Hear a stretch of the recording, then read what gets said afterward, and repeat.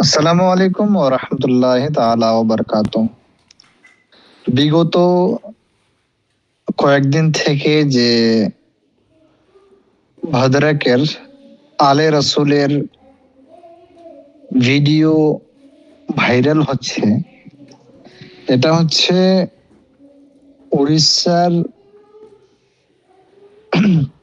উড়িষ্যা রাজ্যের বালেশ্বর জেলার একটা গ্রাম কাদরিয়া বস্তি নাম, ওই গ্রামের বক্তব্য। ওই কাদরিয়া বস্তিতে 99% লোক नसीम अख्तर उर्फ नसीम सरकार के मानने वाला। ওই নাসিম সরকারের উপরে প্রায় 51 থেকে 52 জন মুফতিয়ানে একরাম ফতোয়া দিয়েছেন গুমরাহ বলে। ঠিক আছে, তাদের মধ্যে থেকে সব থেকে মশহুর ও মারুফ আলিমে দ্বীন হুজুর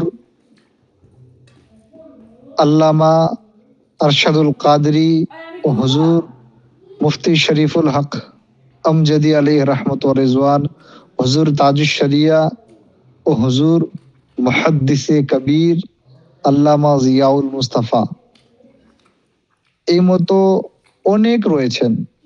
ওই সময় ফতোয়া দিয়েছিলেন যখন নাসিম সরকার বাহায়াত ছিলেন। বুঝলেন কিনা? যখন ফতোয়া দেয় ওই সময় আলে রাসূল হাবিবি গ্রুপের লিডার ছিল, হাবিবি গ্রুপকে লিড করত।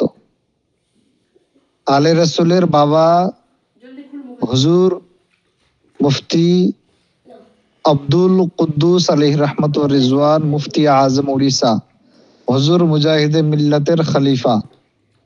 তিনি হুজুর মুজাহিদে মিল্লাতের জানাজার নামাজ পড়েছিলেন। তিনি ভালো মানুষ ছিলেন, কিন্তু আলে রাসূল বিগত 2 বছর পূর্বে নাসিমি গ্রুপের সাথে জয়েন হয়ে যায়। নাসিমি গ্রুপের সাথে জয়েন হয়ে যায়, তিনি একটা সেমিনার করান, নিজের মন মতো মুফতিয়ানে জামকে ডাকেন যে নাসিম সরকারের উপরে কোনো মতো করে ফতোয়াগুলা মানে হাঁটানো যায়। এই মতো করার পরে অনেক অনেক মুফতিয়ানে কেরামকে ধোকাধাড়ি করে ডেকেছে।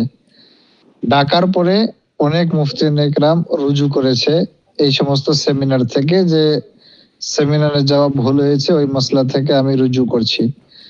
এখন আলে রাসূল নাসিম সরকারদের কাছেই, যারা নাসিম সরকারের মাননেওয়ালা তাদের কাছেই পপুলার। আর ইনি এখন আলা হযরত আর হুজুর তাজুশ শরিয়া থেকে দূরে। হুজুর তাজুশ শরিয়ার হায়াতে জিন্দেগিতে নাসিম সরকার আলে রাসূল হুজুর তাজুশ শরিয়ার বিষয়ে কুরুচিকর মন্তব্য করেছিলেন।